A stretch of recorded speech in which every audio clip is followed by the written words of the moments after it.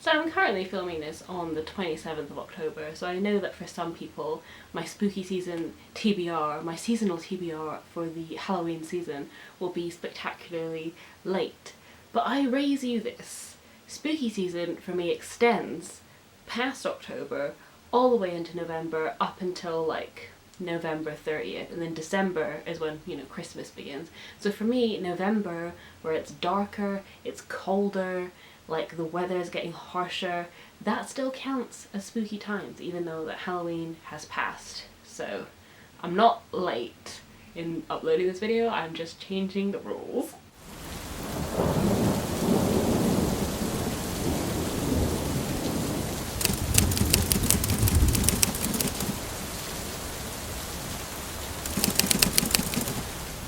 So happy spooky season! I for one am very excited for this season, not only because of the spooky vibes which we all love and partake in, but my birthday also happens to be on the 30th of October, so my birthdays have traditionally always been fairly spooky themed. I used to go trick-or-treating on my birthday, so the season is quite an exciting time for me. I always enjoy getting spooky, watching Scooby-Doo. It's a vibe. So of course I've picked out some spooky seasonal faves from my TBR, and looking at the TBR, I'm not gonna lie, there's hair on it first of all, so that's not a great start. But looking at the TBR, it's quite a long one. So I don't think I'm gonna get to all of these books this spooky season, but it would be a shame not to, right? Because some of them are, you know, very, very like just earmarked for the season, so hopefully I get to as many as I can, but you know, if not, like I said, I will continue reading spooky books into November all the way up until like December 1st hits, and then I just switch into Christmas mode, much like our friend Jack Skellington, so I'm very excited for that time. Anyway, I will get on with the book. So the first book I have to talk about is quite an exciting one. It is the Briar Rose book club pick for October, so obviously we went for kind of a spooky vibe, and that is Fledgling by Octavia E. Butler, who's obviously a very well-known science fiction and fantasy author, and very, very iconic, and this was actually her last ever published book, so I think she died quite soon after this was published. And in Fledgling we follow a young girl who's woken up in a cave with like little memory, like no memory of who she is, what she is, and what's happened to her, and she suddenly realises that she has this hankering for blood and flesh, and that she might be a vampire. And obviously, having no memories, she has no idea if there are others like her who she knew in her past life who has tried to hurt her, because she's woken up in this cave injured as well. So basically the novel just follows her trying to answer all these questions, and it's sort of a, I guess, an entry into the vampire canon. It's Octavia E. Butler's take on what the figure of a vampire means to her. And I actually already have read this, so I don't want to talk too much about it because I'll just start talking about my thoughts on it, which is not what this video is for. But if you're interested in diving in a little bit deeper, we will be doing a book club discussion on this one fairly soon, I hope, so keep your eyes peeled for that. And the next book I have to talk about is our November pick for Briar Rose Book Club. Just plug in the book club, just reminding you that it exists because it has been a good long while since we've done anything with the book club, but I am so excited to be back and like reading with Bea again and discussing our thoughts in like a lot of detail. We enjoy the slides, we hope you do too. So this book is Girls Against God by Yenny Val, and I have talked about this in a haul or a TBR video or something beforehand, and it's just an eclectic experimental mix of a novel, but the tagline, not tagline, but it says Yenny Val's latest novel is a radical fusion of feminist thought and experimental horror, and a unique treatise on magic, writing and art. So not only does that, you know, hit a few of the buzzwords of like what we look for when we're like picking books for the book club, it also is a good spooky read, so I'm very excited to get into this one in November. It's also set in Norway, so I think it's quite a good one for like the winter months, and I hope you'll be joining us for this one also. Next up in my pile I have just Undead Girl Gang by Lily Anderson, and I think this is an arc that I got when Karis, I think it was Karis, did an unhaul, and so I scooped it up because, like I said, spooky season is in my DNA, it's in my very blood. I was born in time for Halloween. So this was something that I wanted to read. I love, obviously, YA, young teenage girls, anything spooky. It sort of gave me the vibes of My Best Friend's Exorcism, which I really enjoyed by Grady Hendrix. And so I'm hoping it'll be a sort of quick, fun, spooky read. I'm excited. Next up in my pile we have The Mysterious Affair at Styles by Agatha Christie. Now if you know me at all, Agatha Christie is one of my OGs. I love a good Agatha Christie, I love a good cozy murder. Anything in that realm, like the film Knives Out or the film Clue, anything that kind of locked room, like big ensemble with skeevy characters, murder mystery, I'm there for it. And if you've also been following my saga for a while on this channel with Agatha Christie books, is that years and years ago I was, you know, making my way downtown, making my way through Agatha Christie's backlist, and I was collecting all of, you know, her books, which they published in these little mini, they're cute, aren't they? These little mini pocket editions, and I was really enjoying collecting these little editions. They're really cute. I have about 13 or 14 of them, and then what did they do? What did they do just to piss me off? They started doing them in regular paperback size. Same covers and like design and everything. Literally everything is the same apart from they're just... So it was exactly at this point that my camera decided to shut off, just randomly, whilst I was in the middle of yet another rant about the size and format of books on my channel. It has become something of a staple recently, and you know what? I'm not sorry. It annoys me. But anyway, editing Anna coming in to say, long story short, the books used to be small, and then they published them in the normal size, and it pissed me off, and nothing matches, and that, Jesus, that's basically all you missed. And now we can go back to the video. Bye.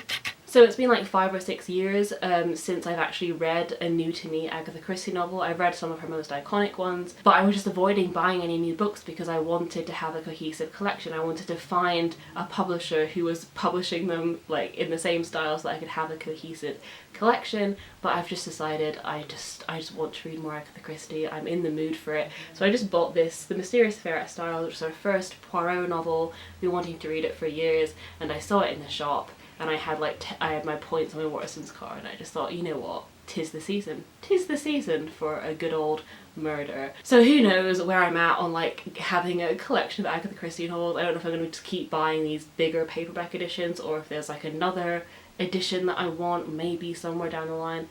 I have no idea, but for now I just want the vibes, so I bought it. Next up, I'm so excited for this. We have Bones and All, a novel by Camille De Angelis, and I just saw the film adaptation of this at the BFI London Film Festival 2022, and it was directed by Luca Guadagnino, who's one of my favourite film directors ever. He directed Call Me By Your Name and the reboot of Suspiria, and also A Bigger Splash. He's like this very interesting visual director who is very, very good at coming of age and those themes of, you know, liminal spaces and feeling in transition. He's just very, very good at visually communicating that sort of turbulent time, but in a very cinematic and beautiful way. And Bones and All, the film, was one of my highlights of like the entire festival, and just this whole year, to be honest. I'm so excited to go out and see it at least 3 more times. I'm so ready. And of course, being a big reader, I wanted to give the book a go and see what I thought, and just do a little comparison, because we love a good adaptation. Adaptation is something that I'm so interested in, obviously, as a reader and a film watcher. As a reader and like a film enthusiast, adaptation is something that really, really interests me. How you stay true to the text, but also how you adapt it for a visual medium, which is something that's so interesting to me, and it can go so good and go so wrong, and so I'm just fascinated by it, and I can't wait to dive into this book.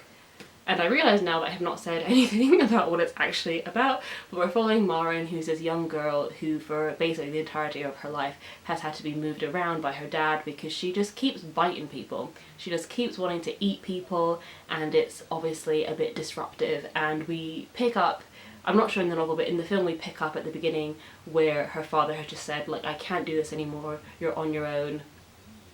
And almost similar to Fledgling in the sense that she knows that there's something wrong with her, that she has this kind of inhuman thirst, this thing that makes her other, and she's not sure if there are others like her, and she just goes out into the world looking for answers.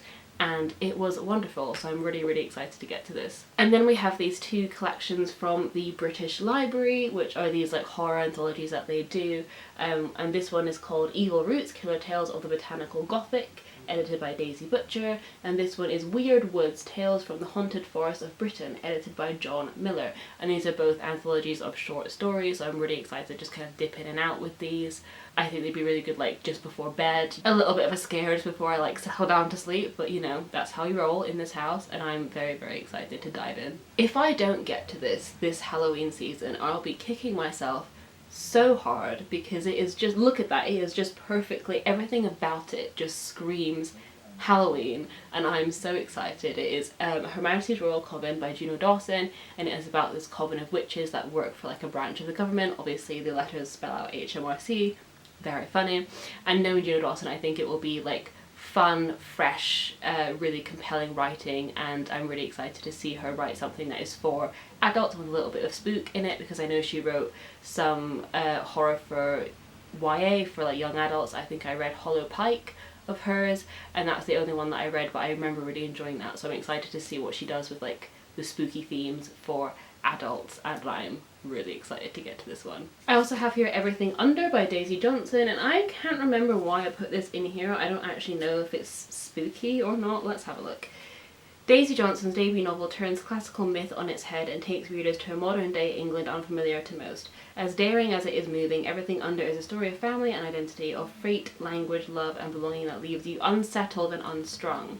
So I think, yeah, it's not out-and-out horror, but I think it's one of those kind of, it would be vibey for November. That's the technical term, is vibey. I think it would be a book that would be, like it says in that little description, like kind of unsettling, experimental, a little bit weird. So I think like the darker winter months would be quite a good time to read this. And next up we have Our Wives Under the Sea by Julia Armfield. I think it's something I've talked about in a haul fairly recently as well, but this follows Mary, and I believe her and her wife are like explorer, no. I don't know why I try and do the synopsis when it's just right there. Mary thinks she has got her wife back when Leah finally returns after a deep sea mission that ended in catastrophe. It soon becomes clear though that Leah may have come back wrong. Whatever happened in that vessel, whatever it was they were supposed to be studying before they were stranded on the ocean floor, Leah has carried part of it with her onto the dry land and into their home. So it's kind of like a home invasion thing, but like maybe slightly supernatural vibes, and it's sapphic, so we stan, and I'm very excited to read it. Again, slightly creepy, kind of domestic vibes. Why do I keep saying vibes? I'm really pissing myself off. But yeah, I think this would be a really good one to read, like I said, spooky times. It's a spooky book. And last up we have The Betrayals by Bridget Collins, and I think I just put this on here because this has been on my TBR for like a century. I feel like it stares at me every time I look at my TBR because it's like massive and it's right at the front, and I'm just like, why haven't I read that yet? And it's vaguely dark academia from memory. I think it's about this like elite exclusive academy where they're like training in something magical. And I just read Babel, which I loved, so I'm like, either it's a good time to pick up another dark academia because I'm in that mood, or it's going to be really fucking disappointing because Babel was just so incredible, and maybe I shouldn't reach for dark academia because nothing will hold a candle to Babel. I'm not sure. Either way, it's on this list, might not get to it, but it's in the back of my head and I might reach for it come November time. So yeah, that's everything that I'm vaguely planning to read in spooky season. I do realise that like we're at the end of October and I only have like a month to read however many books that I just laid out to you, and judging by my previous reading speed for this entire year, very unrealistic that I'm going to be reading all of them. But those are the vibes that I'm after, so when I'll be reaching for books this season, that's what I'll be reaching for. So do with that what you will. Please let me know what you're reading this spooky season. I would love to know, and I will see you soon with another video soon. Bye.